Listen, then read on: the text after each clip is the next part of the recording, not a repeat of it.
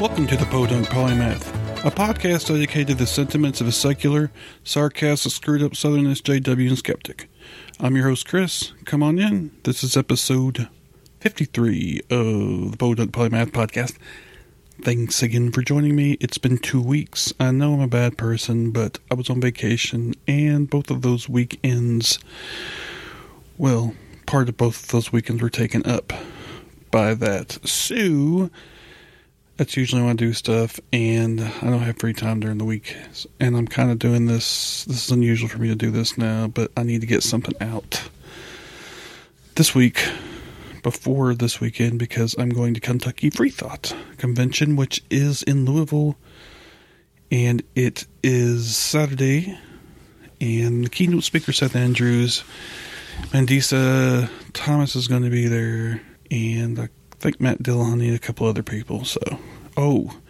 And the author of the book, Kentucky's Most Hated Man, is going to be there, who I also have friended on Facebook. What is this book you speak of? Well, it is the biography of a certain patronus, Charles Chilton Moore. So I'm really excited to be able to get to meet him. I actually ordered the book. I'm going to get him to sign it. I haven't finished reading it. I don't know if I'm going to interview him there. Just wait, because I hadn't read the book yet. But I'll probably still talk to him and maybe get him to say some stuff. I don't know yet. But that's definitely going to be interesting. I will be heading up to the Crails beforehand, the night before, and probably coming down with them, so that should be interesting. I would also like to mention that by the time this comes out, their first shows will have been out already, so definitely go check out their Facebook page. Their Twitter is RLBF Pod, at RLBF Pod. Of course, Real Life Beyond Faith is the name of the podcast, and you're going to need to go check it out. I think they're releasing 5 at once, so they're having a live stream August 31st, but this won't be out before then, so that'll be retroactive. So yeah, definitely check out their show, and Kentucky Free Thought will have already happened, but that's going to be on the next week. I need to get caught up. So on this is going to come out this Saturday, or this Monday, upcoming Monday, which will be the weekend after Free Thought, Kentucky Free Thought, and then the stuff about Kentucky Free Thought will be the next week, and then I'll be caught up. So anyway, definitely check that out. Of course, I was on vacation, so I would be remiss if I did not give a little brief synopsis. Now, on the palaver, I talked to Louis, who escorted me around a lot when I was there. Of course, he's from California, so I'm not going to get into that part because I already mentioned it. So on that part, but I will kind of go over some other stuff. I, of course, stayed with my friend Eric Pelham and his beautiful wife Garrison Burrell, and they were really kind, especially Garrison. Eric's an asshole. Let me just go ahead and say that, but Garrison was a good host, a really sweet person, and I felt kind of bad because she was asking me if I was okay because I was so quiet and didn't really come out and talk, and I had to explain that I'm a Lou fan. I have social anxiety, so I felt kind of bad, but I explained that to her, and she seemed to be okay with it, so I want to thank her for having me there. Let me use her room, which is really cool. It was quiet, and, I had all the amenities. Of course, I also went to In-N-Out Burger 3 times, so that was fun. Definitely, you need to go there and check it out. Never got to go to a taco truck, but, whatever, it's fun. As I mentioned earlier, the stuff with Louis I did, I'm going to mention when I do in the palaver when I talk to him, but I did want to mention I went to the Getty, which if you hadn't been there, then you need to take your ass there when you get there, because that place is huge. There's just tons of art, paintings, furniture from way back in the old days, exhibits, Greek sculptures. There's a botanical gardens, which is really cool.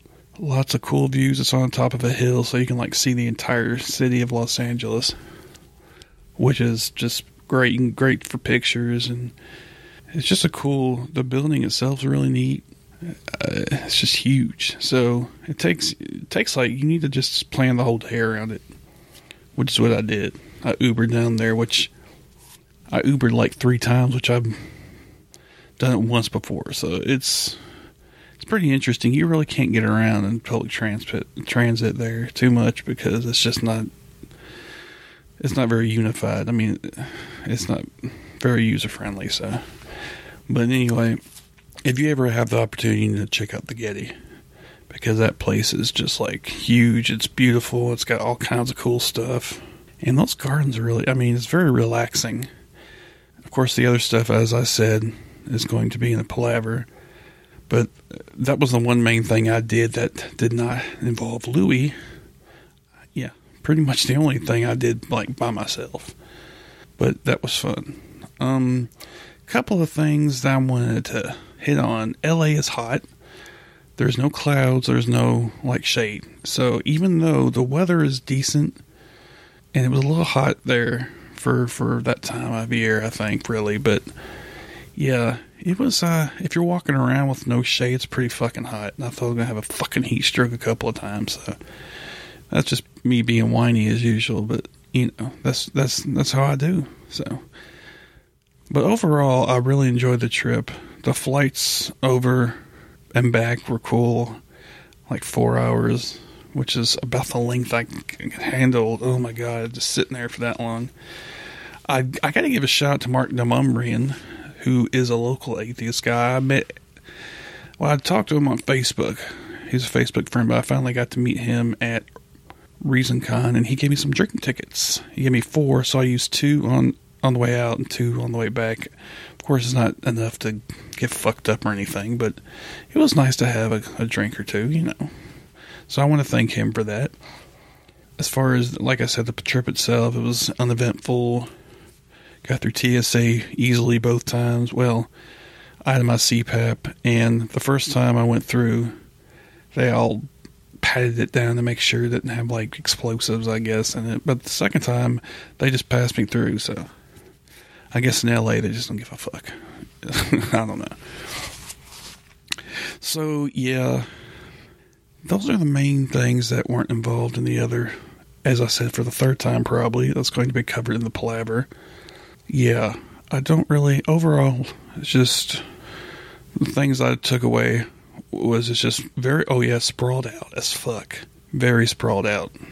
I mean, it takes, the traffic is a thing. LA traffic is not a myth. That's a real thing. It takes forever to get any goddamn where. And it's all sprawled out and shit. And it takes you like an hour to go like fucking 10 miles or some shit.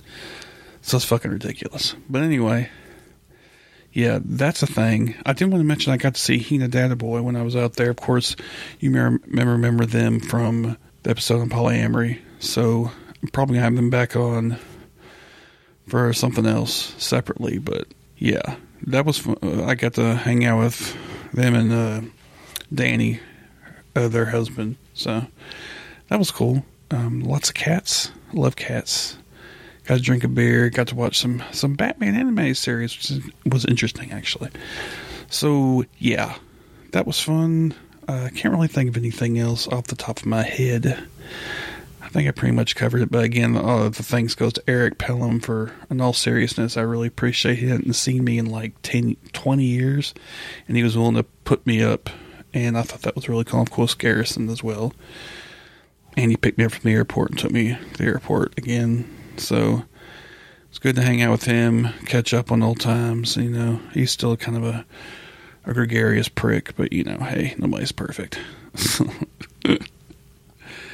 So yeah, again, thanks to them too. Thanks to Mark Demumbrian for the drink tickets. Thanks to Louis for carting me around everywhere. Thanks to Hina for letting me visit them.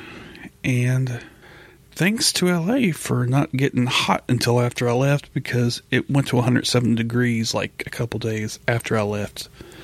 So I got out just in time. So I've rambled along enough about that. As I mentioned, in the palaver this week, I have Louis, the gentleman who escorted me around LA, but is also somebody I'd already met at ReasonCon. and they're thinking about doing a podcast, which I think would be awesome. They, of course, are a member of the community and someone that's really cool. I'm really glad I got to hang out with, because they turned out to be a really generous person and really did a lot for me. So I really appreciate that. So, and we talk about the counter protest at Laguna Beach we attended, which was like the day after I got there. So I got to go to a counter protest. So we talk about that and our journey together as we visited different places in LA. So I hope you enjoy it. And sorry it took 2 weeks to come back, but better late than never. Anyway, enough rambling. On to the palaver. Do you know where Saskatchewan is? Probably not. It's in Canada. If you do, you might know a city named Regina. In Regina, there's a studio. And in that studio, there are, at least once a month, a bunch of skeptical atheist geeks and goofballs who get together to do a podcast. We are the Brainstorm crew, and we're trying to help spread a bit of reason and critical thinking while still having fun. Never taking things too seriously, but still not accepting everything we're told. We go through different topics, exploring them in depth, and often disagreeing. We try to stick to provable facts, and we never trust a myth. That's why we say we're woo-free since 2013. You can find us on iTunes, Stitcher, or Spreaker under Brainstorm, or check out our website, brainstormblog.net. I can't promise you'll always agree with us, but I can promise you'll have fun listening to us. Have you heard the Habeas Humor podcast? It's a new legal show with lots of thoughtful analysis. That must have been like a desert fart of dry excitement. Famous politicians, or at least people who went to school with them. And then she says, have you met Barack Obama? And I'm asking, who the heck is Shakalama? And legal tips. You can still be rapey if your dick doesn't work. The more you know. Disney can't sue me if I don't sing it. HABEASHUMOR. Welcome to another edition of the Palaver here on the Podunk Polymath Podcast. This week I have a friend of mine who has escorted me through California my recent vacation. He is the studliest person in the known universe. You should know him. They're awesome. Let me introduce to you Louis Mendez. How's it going, Louis? I am doing all right. I'm glad you caught yourself on the pronouns there. That was nice. Yeah, I have issues with that. Mostly because I have issues with my brain in general. So, Oh, yeah. I try to keep people aware, but also I'm really hesitant to have fights about it since I largely appear. I read to people as male, and I'm not in a situation in my life where I can do a lot about that, so. Yeah, I know, it's still shit. So I don't hold my friends responsible for, my cover says what it says. It's not what I want it to say, but it says it. So there you go. I feel you. So, Louis, we had a bit of an experience. First of all, I want to tell everybody that I just got back from the old LA vacation yesterday, and Louis was kind enough to escort me about quite a bit. He did a lot of driving in his excellent Toyota truck, so I want to thank you for that, first off, Louis. Yeah, no problem. Don't forget to thank Finn. Finn is an excellent truck. A 1978 Toyota pickup long bed, and runs like a charm, and is very uncomfortable to sit in for hours. And lack of air conditioning, and exhaust, pumping in. But that's okay, I can't. That's just road smell, Chris. The problem is that the boot that covers the shifter is broken to pieces, so. Whatever you need to tell yourself to sleep at night, But anyway. Well, I don't have to tell myself anything to sleep in the cab, because as you've said, the carbon monoxide will kill you, yeah. So. Yeah. Or maybe it's right out your brain a little bit. Who am I to judge? But anyway.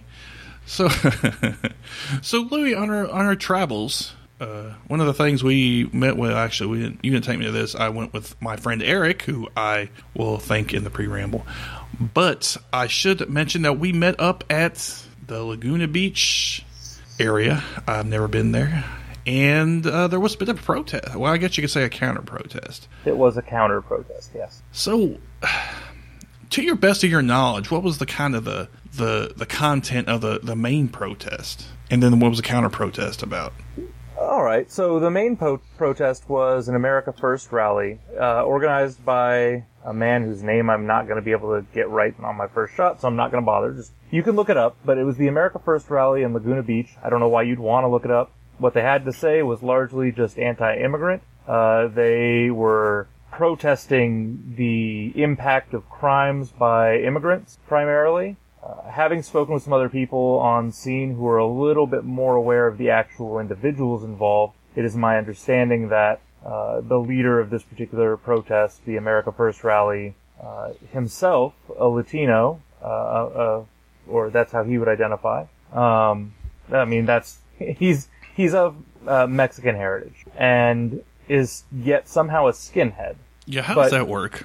I have no idea, but you'd be surprised that there are actually quite many people. Or, I don't know. I have a pretty vast family, and I'm surprised at how many of them support Trump and tend to dislike immigration on the whole, despite being a first-generation American citizen, meaning that my father's generation was all born in Michoacan.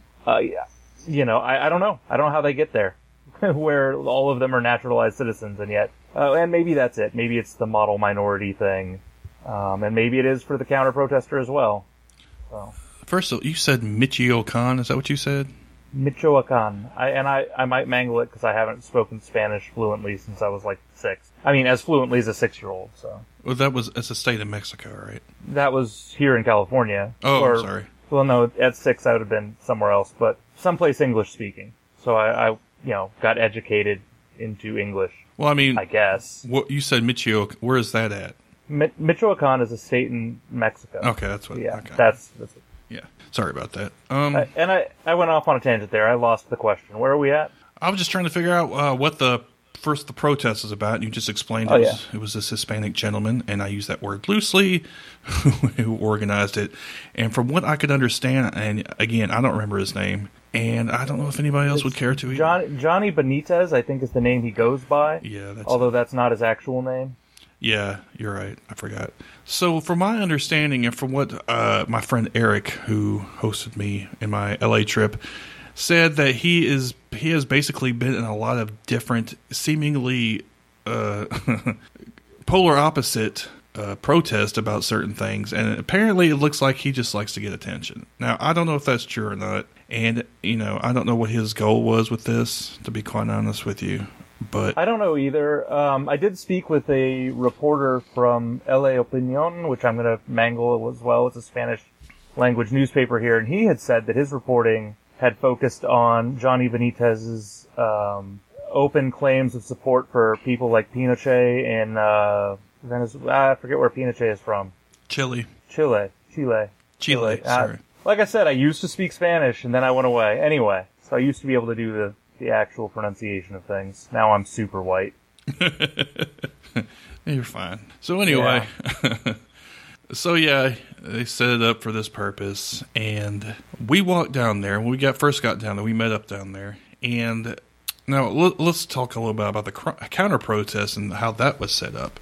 Now, I believe the Democratic Socialists of Orange County were the main backers of this. I think so. It was advertised on Facebook as an anti-fascist rally, so that's how I found out about it. Was through you, actually.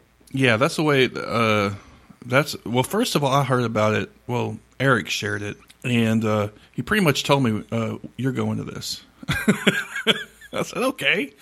I don't have much of a choice. You're my ride, but I mean, I wanted to go anyway. It's fine. So yeah, initially it was the main protest page, which was that guy you talked about, Benitez or whatever, his nom de guerre or whatever the hell fuck you want to call it. And then later it got posted, the counter protest by the Democratic Socialists of Orange County, and so that I also saw that one. So yeah, it was both of them. So I think they were the main organizers. So anyway, we were walking. We walked down to the end of the beach first. And we came across, walking back toward the other direction, where we found out the counter-protest was. We saw the gathering multitude. I don't know. What was so weird about it, we never actually, once we got past that and got to the other side, well, we can get to that. But anyway, when we first walked up there, we saw them, and they weren't that many, as I recall, but I don't know how big it initially wasn't very big, but I'm not sure how many they had in the end. I don't know. I guess reports say that we eventually made it to about 2,500, but I don't know if they're including the America First rally people in that. I did see that we outnumbered them by a pretty considerable amount. Like the ratio was, I don't know. It was pretty considerable. It was in favor of us. We had like 10 to 1 or 20 to 1 by the end of the day. At the beginning, though, I couldn't tell who was even protesting when I first showed up. Now, I showed up a couple hours early, too, so there were people standing around, and I thought, well, maybe these people are here to protest or counter-protest, but other than the one dude yelling racist slurs at people, there was really no way to tell who was doing what. Oh, I didn't know you were that far ahead. I knew you were there before us. Yeah. I got there close to 2 o'clock, and then it was scheduled to start around 5, I believe, so. That's right. You live closer to that area than we do, and you overestimated the time of arrival, I suppose. But, yeah, so we got there, we saw that, or you saw that, and when we finally met up with you, we ended up going down there, and we finally figured out where everybody was, and they started kind of gathering together or whatever, and at first it wasn't that many people, as I recall.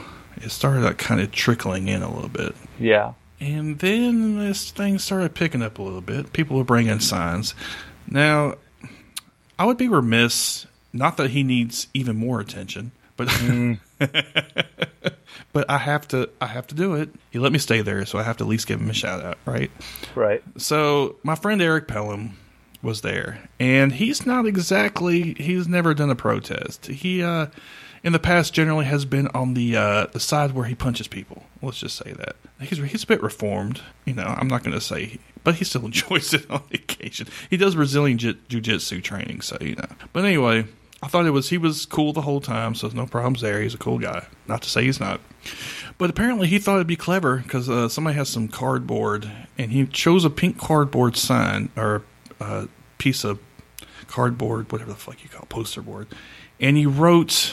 What did he write? Do you remember exactly what it said? Said, things are, paraphrase, things are getting out of hand when white, straight, cis guys start making signs. Yeah, something like that. Now, he got that, he pretty much jacked that wholesale from another meme, except he added the cis part. And if you know Eric, he needs no excuse to, he needs little excuses to be an attention whore. So, hell, he got it. He got all kinds of love. People are all laughing aside, taking pictures and everything. It's pretty disgusting, to be honest with you. I try to tell people he stole the shit, but nobody listens to me, so. Oh, well. But it was cool to see that. And I guess the thing I was impressed by most was how peaceful it was. Yeah, absolutely. There was no violence. In fact, once we were all arranged and the police started forming like a controlled area around the protest groups, I don't even think I saw the America First rally participants. Yeah, we probably should have mentioned that. At some point during the counter-protest, we saw police coming up in with, was it riot? I guess it was riot gear, I guess. It was sheriffs and local police, and they had the face masks and stuff, but they weren't carrying, the big acrylic shields or plexiglass shields. Yeah, it wasn't anything near like the stuff they usually have when you see it at other places. So yeah, it wasn't, at first I was like, oh, what the fuck, but all they did was set up like a cordon between us and the other side, which is why you said I don't even think I ever saw the other side. I had no idea how many people were over there. No, there were some like 14-year-old boys that ran through the counter protest shouting pro-Trump racist slogans just to piss people off. But, adults and, even the younger people who were there treated them the way that you would treat a 14-year-old just trying to piss people off, which is, for the most part, ignoring them. I don't think anybody even said anything to them, and then they left because they got bored, so. Well, that's probably something else we should talk about. But first, let's just kind of get an overall idea of how loud it got and how many people were there. You said they said 2,500, and you're not sure if it included both ends or not, both sides or not. But it looked like a pretty good turnout. I didn't, in the end, I wasn't sure how many, because frankly, I'm not that good at counting numbers of people like that. But how many people do you think were there on our side? On our side, it felt like maybe, almost as many as 2,000 people, maybe more. It's hard to tell when you're inside of a crowd how big it is because the ends tend to disappear and you just see how dense it is right where you're standing. So, like, there were times when we got, when Antifa was really chanting loudly and drawing attention, and we happened to be standing pretty close to them. You remember this, where, like, 1 second, you had all the space in the world, could be 15 feet between you and the next person, and all of a sudden, you turn around and there's, like, nowhere to go. You're just surrounded by people. Yeah, that happened to us a couple of times. We were just standing there, and all of a sudden there's like fucking. I'm like, well, what the fuck just happened? We just got surrounded. Just everybody presses in all of a sudden, and there you are, nowhere to go. Yeah, that happened a couple of times actually, and I think we should mention a couple of highlights of the counter protest. First of all, the signs. There was great signs everywhere. We took some pictures. I need to put those pictures up on the page for the podcast page. You got one of a plane, and I kept trying to get it, but I couldn't get it right. It was a plane carrying one of those banners, and it said, what did it say? Do you remember? It said, hate is beneath us, which I thought was a pretty clever... Yeah, I just got that, yeah. Yeah. Yeah, I'm a little slow on the uptake sometimes. Yeah, so that was cool. I thought that was really cool. I don't know who paid for that, but I thought it was pretty cool. I think we need to kind of, and also kind of give it a background of the area in general. I know Orange County is generally considered to be a redder part of California, but Laguna Beach itself, I don't think is particularly conservative. I could be wrong on that. No, I think you're right. What I've heard is that Laguna Beach is actually a pretty progressive town, all things considered. And that seemed to be the vibe of it when I first pulled up before anybody started setting anything up as well. People were just out and about enjoying the beach. You could tell the people who were there all the time because of their rich, luscious tanned skin. Not my advice that you go get tans. Tans is not great. Tans, don't do it. I agree. Unless you want to look like you're 80 when you're 40 later on in life, but Right. So yeah, the beach itself seemed to be relatively... Yeah. Go ahead, sorry. Oh, sorry. As to whether or not it's more or less progressive, I find that a lot of people have this misconception that California is uniformly liberal or progressive. And if you've ever seen like a really detailed county by county map of voting in the United States, say in the 2016 election, right? You know, like once you start spreading it out over population, and then further, if you color each county based on how much or what percentage went Democrat or Republican, you get this really weird red sprawling cancer with a bunch of bright blue dots in it. And California is the same way.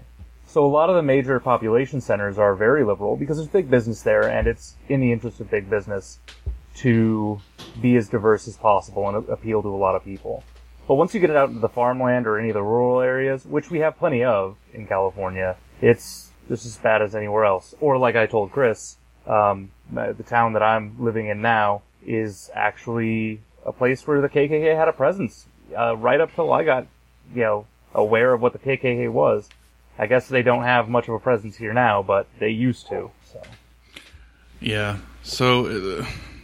I feel like you explained it pretty well. Obviously, since you live in that area, you would know better than I would. But so that area in general was, fairly liberal. I mean, we got honkers coming by, and they were all supportive, seemingly, of what was going on in the counter protest. I felt like, yeah, and that was the best too, because that the energy would surge whenever somebody came, and we were right by an intersection where there was heavy traffic, so it was the kind of light that lets through 2 or 3 cars at a time. It felt like. And everybody was moving real slow bumper to bumper. And then the protest, rubberneckers looking over at us didn't help. But so when somebody decided they wanted to honk in support, they would be there for 30 seconds almost as they went by.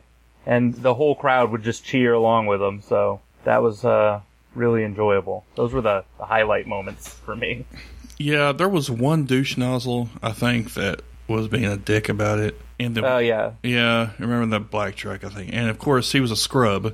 Which by that means he was in the passenger seat, being a dick. You weren't even driving because you're a punk motherfucker. Well, it was the same thing. I wouldn't put him over 25. Yeah, he was just some young guy. Little punk motherfucker. Incidentally, if you don't get the scrub reference, go listen to your 90s music, okay? I'm old. Anyway, so, yeah. It was pretty funny. One guy actually came out there and talked shit to him. I don't think that was necessary. But whatever. You got in his face. I don't know, sometimes I think that's okay, and that's probably something else we need to talk about. But anyway, first let's get past sort of the highlights here.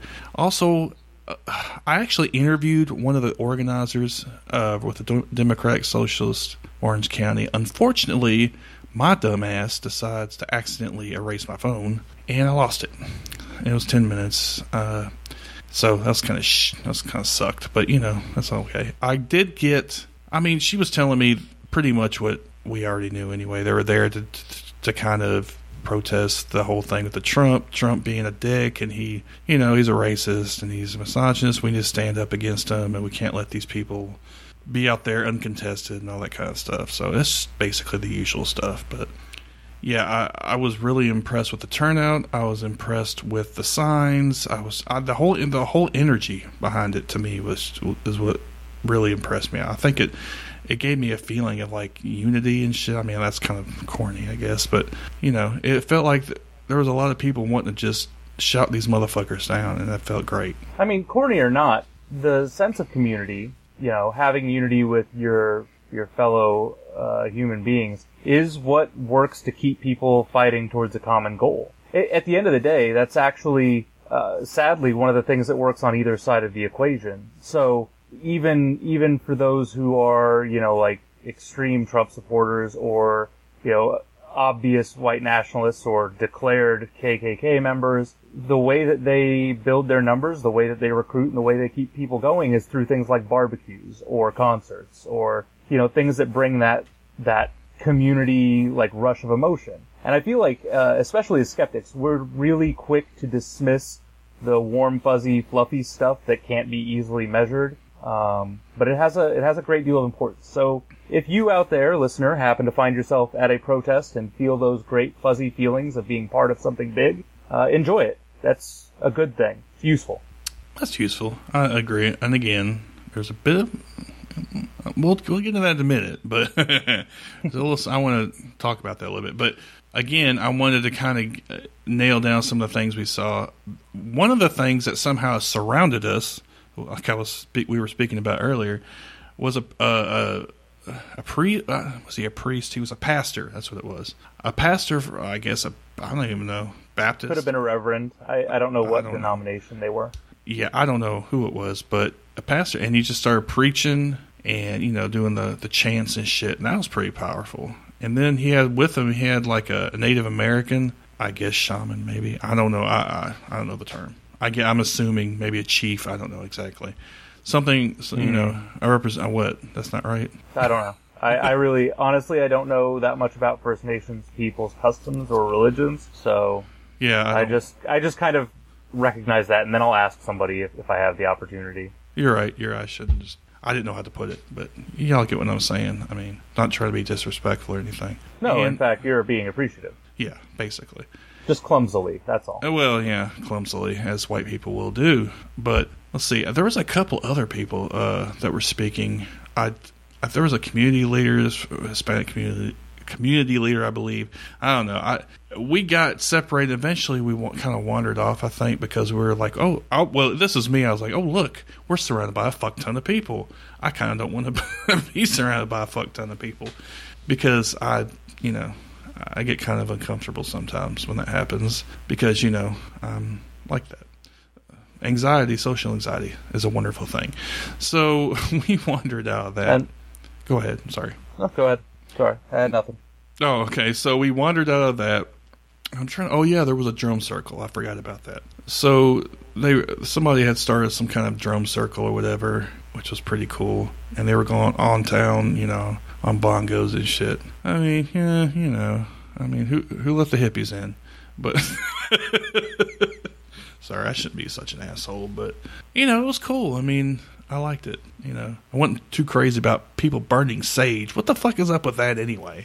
Oh, ask no illusions. But no, genuinely, people burn sage because in certain religious traditions, and especially amongst neo-pagans, sage is considered to cleanse the area of any negative spirits. And so, yeah, it's smelly bullshit if you ask me. I don't like the smell of it. It does, however, give me a heads up when I visit with somebody. If I am invited back to someone's place sometime, and I walk in and it smells like sage, I know what I'm dealing with.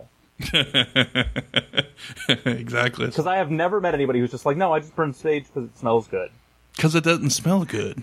Right, nobody would do... It's not... I mean, even sandalwood is pushing it, but there are people who like the smell of sandalwood. Sage, nobody likes it.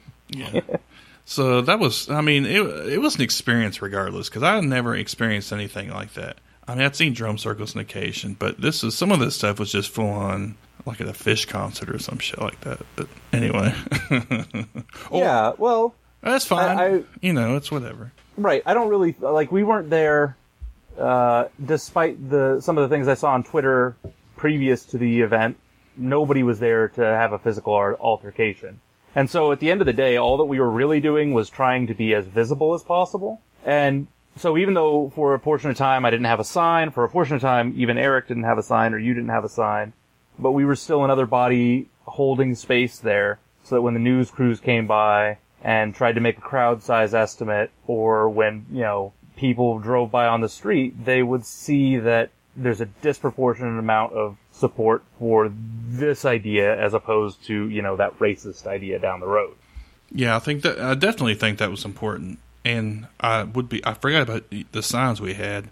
Somebody had given us, I don't remember I think they were from the Democratic Socialist. They were Antifa signs. I don't know who printed them up. But they were Antifa signs, and I don't even remember what the fuck they said, honestly. Yeah, and to be fair, Antifa doesn't make much of an organization. Even those who identified as Antifa who were there, there were maybe 20 people in black and about 20 people in red, right? If you remember? Yeah, it wasn't very many. And they weren't super aggressive about anything. They were the people making a lot of noise once in a while when they gathered together if they had a good Antifa chant. But they probably thought they were prepared to fight, but I'm glad that they didn't. So, worked out. Yeah, I remember seeing them like, oh God, don't let these motherfuckers start some shit unnecessarily. I don't know. I honestly, I don't know enough about them, Antifa, to know one way or another what their tactics are. I don't know. I don't even think it's an organized group. I think like groups like Anonymous, which are, you're a member if you want to be a member, you're a member. If you're acting in accordance with, you're a member. So, I don't think there are rallies or membership cards that are specific to, people engaged with specific organizations. As far as I know. I don't know, we can ask an expert. No, I'm not going to do that. It's a funny joke to me, though. I already know what you're going to say. Just don't do it. Didn't do it. Okay. But we could ask an expert about it. Right, but they had the person who was using a megaphone to spout off about how great communism was, and that got a little weird because it got especially into the names associated with communism, and I'm not sure I was on his side. But the signs themselves from Antifa were great. I loved it. Mine said, always anti-fascist. And I think that even if I disagree with them about every other political theory they have, that's one I can stand behind. Yeah, I don't even remember what mine said. I'm sure it was something similarly like that. I don't remember exactly. In fact, I had one, but some older lady asked me where I got it. I just gave her the one I had because I'm a nice person. But anyway, yeah, so nice. Yeah, such a wonderful person, full of joy and happiness. Anyway, so moving along. So overall, what was your impression? A peaceful gathering of people who wanted to express themselves and give voice to those of us who are not represented by the white supremacists who currently hold power in our system. Yeah, I think overall it was a great show of force against the other side. And I think it kind of demonstrates, of course, that was in the wake of Boston, which was the day before, I think. And they just came out in force and said, fuck you, basically. Right. So you agree that the counter-protest was a success? I think it succeeded at the only things it could have succeeded at. We weren't trying to overthrow anything, so all we could do was what we did, and we did it. I get the same impression. I thought it went off well. I liked how people organized. I liked there was kids out there. I liked the signs. I liked that nothing got out of hand. And if I were there, but they didn't seem to be violent. So I thought it turned out pretty well overall. And there was, like I said, kids, older people, younger people, everybody. So I thought it was great. Now, what I wanted to discuss a little bit, and we get into this a little bit, is this whole idea that this is a bit off topic maybe, but when the police showed up, there seemed to be somebody told me that there were chants of, I can't remember exactly, basically fuck the police. I don't know, something like that. I didn't hear anything like that. Right. Could an individual or even 5 individuals in the crowd have done that when the police showed up and I wouldn't have heard it? Sure. Because by and large, the majority of the crowd expressed happiness to have the police. It's weird. And I say that it's weird because given the relationship between law enforcement and, Antifa or law enforcement and protesters in general over the last couple of years, one wouldn't expect that. But everyone seemed pretty it was, again, there were a lot of families there. I don't think anybody felt like the police were there to shut us down or crowd us out. Maybe things would have been different if they'd come in aggressively, but they did not. Yeah, this whole idea of individual police officers being good people. And of course there's systemic issues. Everybody realizes that, and it's nothing to be ignored. And, there's also the issue of cops it's not just the cops who do bad things. It's also the cops who don't report the bad things. But I think we also discussed the thin blue line and how one can be ostracized for complaining and all that. And some people just don't seem to realize it. So I think there's a lot of dynamics involved there. Yeah, and here I want to make an inflection point, if I can. So I will do that. I'm going to create 2 sets of listeners here. Listener A, I understand. There's a systemic problem with police, and I don't want to discount that. Listener B, I understand. You have relatives that are in the police forces, and they're not bad people inherently. And I don't want to dismiss that. That's all. Okay. It's a complicated situation. I really don't... it's one of those things where, like with the Nazi punching or whatever, almost anything you say that isn't on one extreme or the other is going to piss off half the people. And taking the moderate position, as we have learned, will piss off all the people. That's how you know you're a moderate, is when everybody hates you. Centrist is a dirty word now. Sarcasm. That's my cold sarcasm right there. Oh, I know. Yeah. I know, trust me. Yeah, centrist is a dirty word. It's this idea of creating labels to basically label your enemies is what it is, without going into the kind of the nuance of the situation. It's just a way to fucking dismiss people, basically whole cloth, even though you don't even know what the fuck their actual thoughts are. That's just me, Yeah, I'm sorry. That interruption to create 2 separate groups of listeners for you. I did that. Sorry. I don't give a Here on the Podunk Polite Math podcast, we don't give a fuck. So anyway, moving on. I've been drinking a little bit, just in case you want to know. Yeah, I should be. So it's all good. I mean, I'm getting a little tired of this lack of nuance, this lack of dialogue, to be quite honest with you, this black and white thinking. I actually discussed this with Eric, and he kind of told me what he thought it was kind of an anti-intellectual position. Yeah. It's kind of this idea that you're either with or against somebody, and it's just reality is not that way. Right. And there are things I'm passionate about. There's no doubt about it. There's certain lines I won't cross. If you call LGBT person not a person, or call for their death, or harm, fuck you, stuff like that. Hell no. There's no middle ground there as far as I'm concerned. Right. But if you were to talk to listeners in Group A, you might say that even though you're calling for moderation, you're not doing it to tone police, because you're not, right? No, I mean, there are just me. Yeah, serious problems, and we should be aggressively, intervening to change those things. There's no doubt of that, and like I said, there's certain lines that I won't cross, and I'm not going to tell anybody. Who the fuck am I to tell anybody else anything? Well, you're the podunk polymath. Well, sarcastic Southern SJW. Yeah, well, sarcastic being the key. I should have thrown in there. You forgot screwed up, and that's the key one. Yeah, screwed up, sarcastic Southern SJW. Well, look, that's my first time trying to roll it. I know it was a little lumpy, but we'll get it in shape. That's all. For when I eventually steal your skin and replace you. Oh God, that escalated quickly.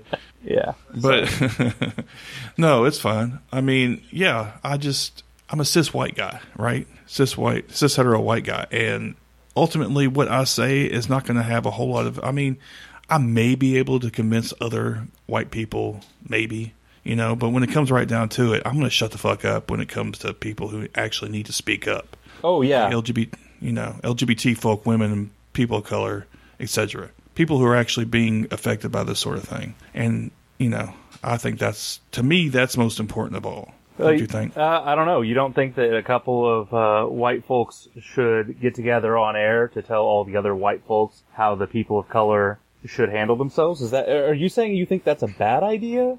Because, I don't know. I've been looking at where all the money goes in certain communities. And it seems like white people telling other white people how the people of color should behave is a good business model. It's a good business model, but it's a soulless business model. Yeah, absolutely. If you're okay with it, hey, I can't tell you what to do. It's a free country, isn't that what they always say? But it makes you a fucking asshole as far as I'm concerned. I think that I can agree with you there.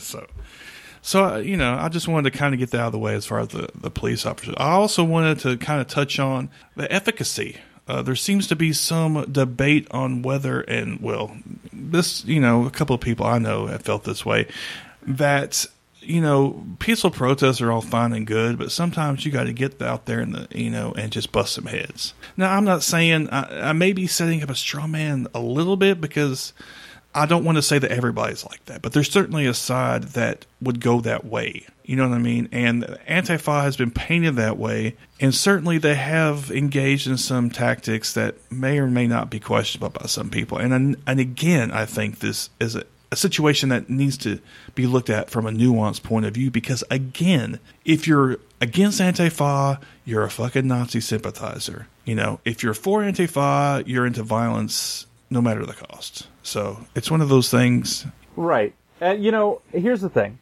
with that. I think that if we just exclude all of the people who are just talking about it on Twitter and not participating, that those positions will go away. That's honestly how I feel. Because none of the people I know who or have seen who were involved with Antifa went looking for violence. Certainly not at this protest. Nobody went out there to pick a fight. And most of the reporting I've seen about things like whether we're talking about Charlottesville or Boston, Antifa, by and large, was there as a defensive, if you want to treat them like they're some sort of a military unit or something like that, which I don't, honestly, but I'm looking for better language and not finding it. But they were there defensively. And they certainly were at our protest as well. If something had broken out, I think the people with all the bandanas over their faces probably would have gotten violent. But nothing did.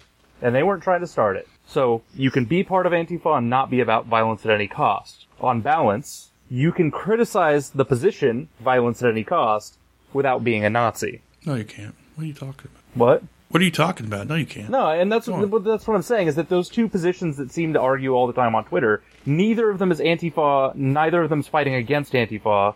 It's a straw man of Antifa versus, people who believe that straw man. That's really it. Yeah, well, that's Twitter. And Twitter is known to be a cesspool, basically. And nuanced debate is not exactly needs to be had on Twitter, or can be had on Twitter in 140 fucking characters. Well, you can always post pictures of, cops and call them all Nazis and see if that gets you anywhere, but I don't think it will. The only thing that gets you is you're just preaching to the choir. And to be fair, let's be honest, this show is, most of the people who are going to listen to this show are going to basically agree with most. I wouldn't say all the tenets, because I have gotten some pushback on some things I've said, but for the most part, I think people might agree with me, But certainly when it comes to this issue, I don't know. There seems to be some divide among people that I would even consider, people I consider friends. They seem to be divided on this issue, largely. It may be a divide that's 80-20, maybe, but there's still a divide. Sure. I'll say this. If someday we find ourselves in a situation that is anything approaching what's going on in Venezuela, and believe me, I can imagine it. It's not that far-fetched, where the government has total control and the people are pretty much just totally hosed, right? Yeah, obviously you're not going to be able to litigate that in the court. You're not going to be able to vote it out of power if you actually are facing that kind of tyranny. And then violence becomes a necessary means to an end that supports the better, the greater good. I hate that. I'd rather not have to be involved in that kind of violence, but let's all agree, hopefully, or, with a handful of exceptions, let's agree that in those times, like in Venezuela, violence is an option, and maybe an effective one. But as long as we are litigating this in view of the public, and with some support from the courts, and limited support from law enforcement, then I think we should really play this carefully. Violence is going to give tools to those who would oppress us right now that they don't have. Now, if they're using those tools anyway, obviously, get violent. But, don't take violence advice from me. But, yeah, we're just not in that situation, I don't think. But again, like Chris said, like you said, Chris, I'm not about to tell somebody else who does see their life threatened or their well-being endangered on a daily basis, that they should calm down. Yeah, exactly. And exactly. That's my whole point right there. Tone policing to me, especially to somebody who perceives and honestly may have their life threatened. I mean, shit, they're not going after cishet white people. You know, these not neo-Nazi fucks. They're going after fucking black people, Hispanic people. I don't even know. Are they going after LGBT? I'm sure they are. Fuck anybody not fucking. Yeah, the Nazis aren't just, and this is a thing that's a little, like, I don't know who's appropriating what from who, but the Nazis that we see now, like out of Charlottesville, or at the America First rally in Laguna Beach, they're not exclusively anti people of color. Like, they're also anti-atheist, anti-LGBTQ, and yeah, there are some atheists among them, and there are some gay people among them, and there are some people of color among them, but let's not pretend that those token people are representative of some wider truth to what they have to say. That what they say is bigotry, and it's not targeted to a specific race. It's just against everyone who isn't them. Yeah, Eric, again, the guy I stayed with and friend of mine, and pointed out that there were some minorities in the crowd for the other side, and he's like, who are the first people you think they're going to throw off if they actually got any kind of power or whatever? You know, it's just it's tokenism, the worst kind. And I actually feel sorry for them to some extent, because they will get screwed over in the end, I think. Well, I know they'll get screwed over in the end, so that's definitely not going to be good for them. But at the same time, you're like, well, fuck. You get involved with the fucking, you know, these kind of people, what the fuck do you expect, you know? Right. Well, and I don't know what their individual motives are as people. Maybe they're just trying to preserve their own well-being the best way they know. I don't know. I like to not blame people for the way that they get to the bad decisions if they don't have control over it. And especially when somebody's vulnerable. I really don't know how the black guy who got punched found himself on the America First side of this rally. I don't. But there he was with his camera crew when some dude from Ohio decided to punch him and run away. Who knows? You know, you're right. You can't ever read anybody's mind, so there's no way to tell. I guess what I'm saying is, like, if you got a family and you're, you know, in pre-World War II Germany and things are getting really bad, and you are making that decision on balance between society and your little girl, you know, and your wife or your husband or whoever, I get how people could make that decision the way that I believe is wrong and still not be evil people. Right, exactly. And once again, we're apparently, and I know that certain people would call us Nazi sympathizers, but we won't mention any names, but we all know who it is. Well, at worst, I'm a Nazi sympathizer. It's at least 2 levels of difference there. That's pretty meta. No, and it's dumb. I don't think there's any good reason to support Nazi ideology, and I think we should fight it at every turn. But I like to have a little bit of grace and compassion for how people get where they are, even when they're wrong. That's not an excuse. They still gotta be stopped. They still gotta pay a price if there's a price to be paid. But, like, I don't hate an individual on that basis. At least until they're doing some actual harm themselves, you know? Of course. Of course. And I think that's what reasonable people would say. Well, you know, reasonable people also try not to call themselves reasonable. That's the kind of thing we should let other people say about us if it's true. Fair enough. Yeah. We can only, you know, just, that's what I think, and people can make their own judgments on whether they think we're whatever, right, wrong, you know, reasonable, not reasonable. You know. Well, and I know you, Chris. If somebody has an opinion that's different, you'll listen to it. You're better at listening than I am. I don't know about that, but okay. I try, Chris, but I do like to talk. But I hadn't noticed. Yeah, but I think either one of us would listen if somebody wanted to present a counterpoint to what I've said or what you've said. And I think that, I don't know about you, but for me at least, there are definitely people out there who have a clearer view of this picture than I do, and I'd be willing to listen to them, certainly. And not to, like, listen so I can prepare my counterpoints, but legitimately, everybody's got their own reasoning, and I should consider that. Within reason. Well, yeah, okay. I'm not making a call for always listen, always platform either. Yeah, there's, you know, within limits, I'm sure anybody can recognize, not just some neo-Nazi come to you, hey, can we have a conversation? Come on. Now, but if you're talking about somebody who's just kind of like, I'm not sure what's going on, maybe they're ignorant, maybe they genuinely don't know, okay, that's one thing. Right. You know, that's somebody I can talk to, you know. But if somebody's so far gone as that, there's really no point. as far as I'm concerned. I'm not going to waste my time. Yeah, it's tough. And when you're talking about limited resources, there's a fair case to be made that those resources are better spent on protecting and supporting people who are marginalized than trying to convert and understand people who are doing harm. And I can't argue with that. Exactly. So to wrap things up on this subject, I wanted to talk about a little something else, a little lighter. I think that we need, in general, to try to understand things from a point of view that some people might consider centrist, perhaps.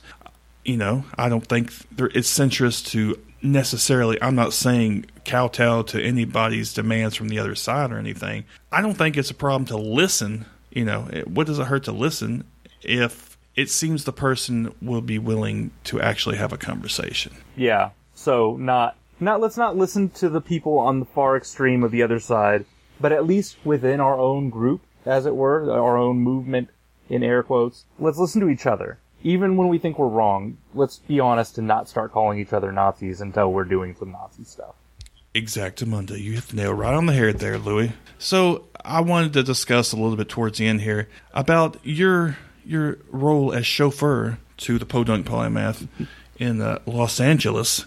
First of all, as I've said already, and I will say as many times as I feel like, because it's my goddamn show, that I'm really grateful for you and what you did for me when I was there. It's greatly appreciated. Well, you know what, Chris? I was happy to do it. I appreciate the work you do, and I want to support that wherever I can. I don't personally have a podcast at the moment, or a kind of a voice where I can be that involved. And like I said, I can throw my body into a protest and be just one more person taking up a meter cubed. But, this is an opportunity for me to help things that I think are important and people who I think are doing important things. Yeah, exactly. Also, you're a damn nice guy. Don't let that get out. Whatever. Keep lying to your listeners. But yeah, I thought I wanted to mention real quick where we went. The first night we actually met up at the Laguna Beach thing, as I mentioned earlier. Mm. And then I rode back with you. We had some dinner at a pizza joint with some good beer. And after that, let's see, we went home, and then you came back out. It was the next day, wasn't it? Yeah, we went to Hollywood. Yeah, so it was Monday following the protest. Yeah. So we did that, and then let me tell you something right now. And I want to go ahead and just mention this. I'm going to say it in the pre-ramble probably, but there is no clouds. There are no clouds in LA, apparently. I didn't see any. And even though it may be nice, in the shade with a breeze, when the sun's beating down on your fat ass, my fat ass, it's not terribly pleasant. So I just wanted to put that out there. We were walking around Hollywood and looking at those stars, and we saw a couple other things, the usual tourist shit. And Louis circled the block 100 times to try to get a picture of the Paramount sign or whatever. There is nothing to see there, I keep telling you. Not unless you go into the lot. I wanted the classic sign, the gate with the Paramount above it, and you didn't seem to understand that. So I still haven't seen it. Did you get a photo? I've got half of it. Oh, well. It's on there. You have to look really hard. But you know what I should have done is just parked and let you walk on the sidewalk and get your darn picture. Well, yeah. In retrospect, it seems so simple. Well, usually the simplest things are sometimes the one. Yeah, no, I said park. There's no parking. I was going to say, that's the reason we didn't park, because I don't think there was any parking. No. So he was kind enough to do that. They were kind enough to do that. You'll get it. You'll get it. I know, I'm so bad. Then we went up Griffith Observatory. For some reason, Mondays is a thing. Things are closed. I don't know why. But anyway, we went up to where the area was so I could try to take pictures of the Hollywood sign. I didn't get great pictures, but who gives a fuck? I actually wanted to go further up. It's just not worth it. Whatever. So we barreled down. It's a big hill going up there. Apparently, Louis thought it'd be fun to barrel down the hill. Now, he said he could have done worse. They could have done worse. And they have, apparently. But they were merciful on me, even though that truck about knocked my nuts off. All the bumping. But anyway. If anybody else has ridden in a truck from the 70s down a windy road downhill, you understand that when you're going 20 miles an hour, it feels like 50. So that's what Chris is complaining about here. And I do love to complain, as anybody knows who has spent any amount of time with me. So, Well, stop for a minute and appreciate the Griffith Park Observatory roller coaster. That's all. it was fun. I'm not complaining. I got some great pics. Even though it's hard to get pics in that goddamn sun. Jesus fucking Christ. Every time I try to get pics, the sun's right in my goddamn face. But anyway, so yeah, we came back. I think we went to La Brea, the tar pits, and we didn't pay for the big special shit. We just went out and looked at tar, and it was big fun. I got some pictures on what was it? I don't even remember what the fuck it was. It wasn't a dinosaur. It was some big weird looking beaver thing. I don't even know what the fuck it was. I don't know what it was called either. Yeah, I don't know. And then there was it was a floor plan art piece. It was a big, it was so weird. It looked like a floor plan, but it was like a big thing you could climb on and play on and shit. It was strange. I'm not exactly sure how. It was a life-size floor plan of a housing project unit in LA, and I don't remember exactly why it existed, but I believe it was something like to draw attention to what it's like to live in low-income housing. And it's like wobbly and, well, it's not wobbly. It's firm. You're safe if you stand on it. They encourage standing on it, but it's wavy, like a flag in the wind almost. It doesn't move, but it's got that ridges and valleys. Well done. That's a very good description. Yeah, it's a lot smaller than I would have expected. I mean, yeah, I can't imagine actually living in that space. And I have been close to homeless before, and still, the idea of living in an LA project does not sound fun. No, definitely not. I would argue probably just about any project is not fun. Closest I got was Section 8 housing, and that was definitely not, a piece of cake. But anyway, that's neither here nor there. And then we went to Venice Beach, I believe. Well, San Monica Pier / Venice Beach. Had a good time there, had some pictures.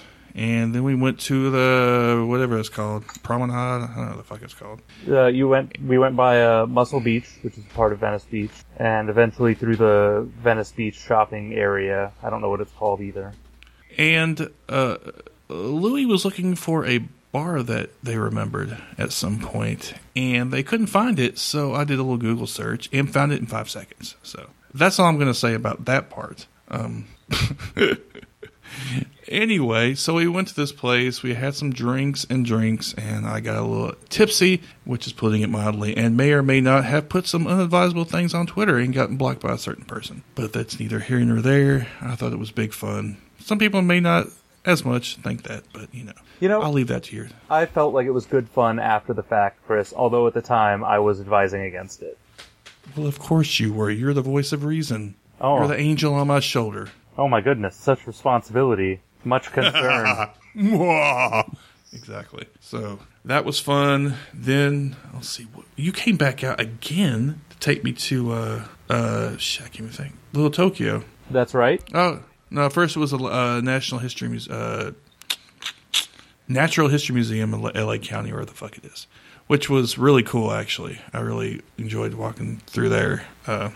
Now we're just going about the stuff I did something separate, which I'll mention earlier. It's kind of weird. Ooh, time warp.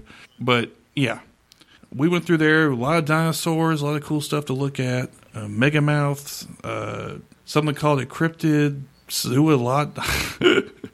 I'm going to Google it for you right now. Yeah, I know, it's fine. It's cryptid, I don't remember. It was some dinosaur that they couldn't figure out exactly how it went together, the bones did. So, like, part of its scientific name was, like, cryptos. No, it was paradoxaid or some shit like that. Yeah. I don't remember. And it was a mammal. That's right. It was in the mammal. There was a bunch of shit on mammals, the whole area on mammals, dinosaurs. There was a section on how they actually excavated shit. There was a bunch of gems there, insects, and there was the LA exhibit, how LA was made. And if you could get more whitewashed, I don't know how. Okay, I'm going to be honest with you. Louis might disagree with me a little bit on some stuff, but overall it seemed very whitewashed to me. Like they kind of ignore the part where white people slaughtered people. I mean, it was about the founding of the town, which started when 11 families in Mexico who were racially diverse themselves decided to just make this their home. So it started there, really, with a little nod towards Native American people who had been there prior. And then it just went right on to, look at that. We made plane stuff for World War II and also movies. Yeah, they left some stuff out. That's all I'm going to say. It had like one glass case that was like had a shadow cast into it that said murder, and that was as dark as it got. Which I guess it's a museum. It's a family-friendly museum, so I don't know how to deal with that right. Yeah, I don't know either. But maybe they could just not have an ostrich, and that would give them another 6 square feet. Yeah, to talk about real history. Ostrich. Yeah. I think they could have left some out to talk about, but maybe, I don't know. It's the natural, but why the fuck is that even there in the first place then? If it's a natural museum, why the hell? I don't know. Anthropology is natural history too, I guess. I guess. I thought it was a bit out of place in that context, but maybe I'm wrong. But anyway. So we went through that, and then we went to Little Tokyo, which was very interesting. We went to, it was like a separate universe almost, which is, I guess, Little Tokyo, so I guess that makes sense. But it was really cool. They had really neat shops and stuff, a lot of anime in the shops and just cosplay shit. And we went to a Japanese restaurant, and I had ramen, which apparently is better than just the ramen you get on the shelves or whatever. Had some wheat beer from Japan, which was pretty good. Louis was a little upset with the money he spent on his sushi. But, I mean, it was a reasonable price for the sushi. I just usually am not able to pay a reasonable price for sushi. That's all. And it was delicious. Oh my god, I've never had a roll that tasty before, and I probably won't again for a very long time, because I don't often get to sushi, ever. All right. Well, fair enough. So we went through there, and then we ended up going to the Japanese American History Museum, where we got to see, of course, the display about the internment camps at World War II, where all the Japanese Americans were put, because they look like our enemy, they are the enemy. And, of course, one of the most shameful periods in our history, as far as I'm concerned. And it was fucked up. I mean, seeing all that stuff, seeing all the displays, seeing all the letters, and it really kind of hit home, kind of the shit they were going through. And it took them not until 2001 when they finally got, maybe, I think it was the first W, so maybe a little earlier than that. But it took them 50 years to finally get something out of it, to get some recognition, I think. Which is kind of sad. Well, that's putting it mildly. It's a fucking travesty, really. Yeah. It was a depressing end to the day, to be fair. Yeah, so you're welcome for that. Then we came back for one more time and had the little after the farewell party for Chris, I guess. My friend Eric had a couple friends over. A bit of a debate Louis got into, which they handled themselves well. And I thought it was very interesting. I thought it was very informative, and there was a lot of good conversation, which I don't usually get in real life, to be honest with you. And it was kind of good to get in that situation, I think. Yeah, well, you handled yourself well as anybody did. And for people who have anxiety issues, and I know you do, as I do, it can be a lot of struggle to even find people to engage with in that way, to make that effort. But it's often rewarding. I could tell that you enjoyed it, even when you held your tongue about certain topics. Well, I had to, which sometimes were mine, so that's fine. Yeah, I'll let you.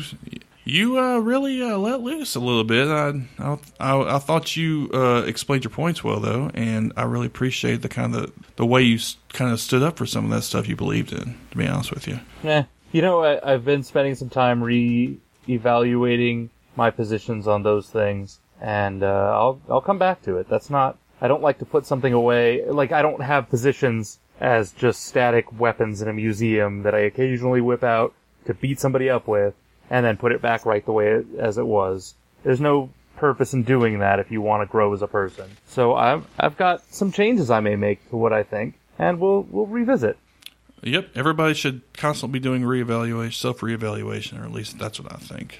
That's just my view. I don't want to sound pretentious saying that, but I really do think that. No, I'm fine sounding pretentious. I've been wrong so much in my life that it's good to finally be in a situation where I can be glad to be wrong and make a change. Well, good on. I think everybody should strive for that, to be honest with you.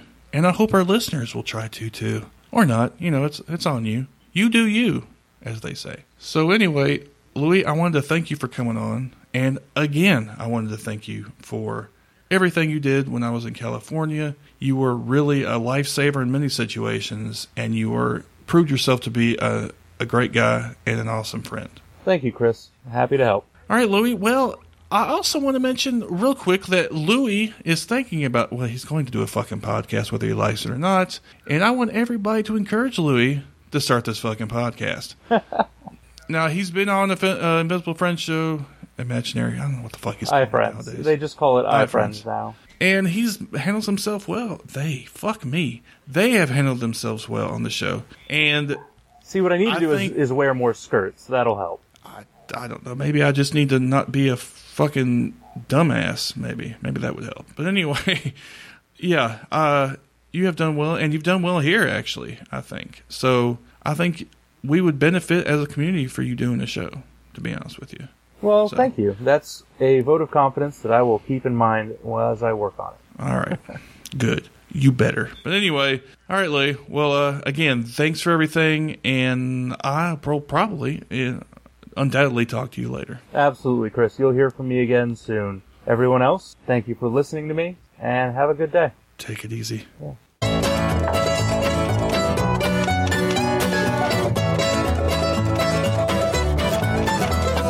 That'll do it for this episode of the Podunk Polymath Podcast. I want to thank Louis for coming on, talking to me, but also for their awesome service to me as my chauffeur, my friend, and somebody to put up with me.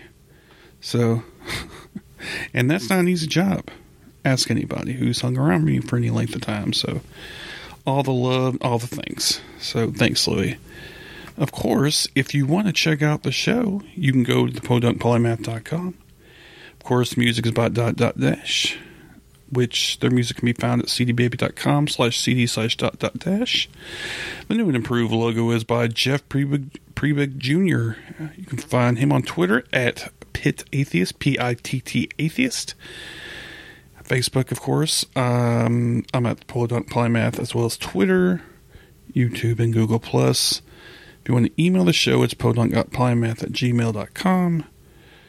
If you want to become part of the Patreon posse, patreon.com/thepodunkpolymath.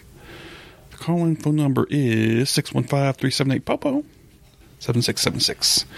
If you want to join the Podunk Polymath Podcast Posse Facebook group, which hasn't got a new member in a while, so, why not? You ain't got nothing else better to do. It's facebook.com/group/the Podunk Polymath Podcast Posse, all separated by periods. And of course, the online store is zazzle.com/Podunk Polymath. I need to change the t-shirt design since I got the new and improved logo. Of course, you can look on the sidebar there. You can follow me on WordPress. You can check out my tweets and follow me on Twitter. There's a PayPal donate button. Donate button. Donuts would be nice, actually.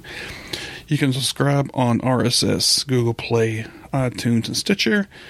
Of course, there's a Patreon button, as well as recent posts and recent comments. Again, I want to thank all people who helped me out when I was in LA, including Louis, Hina, Garrison, and Eric. They're all great people, and I'm lucky to know so many people that are willing to help my fat ass out. So, I'm glad to be back. And sorry it took so long to release this, but as I said, the little malaise, post-vacation malaise kind of overtook me, I guess. So, anyway, until next time, y'all take it easy now, okay?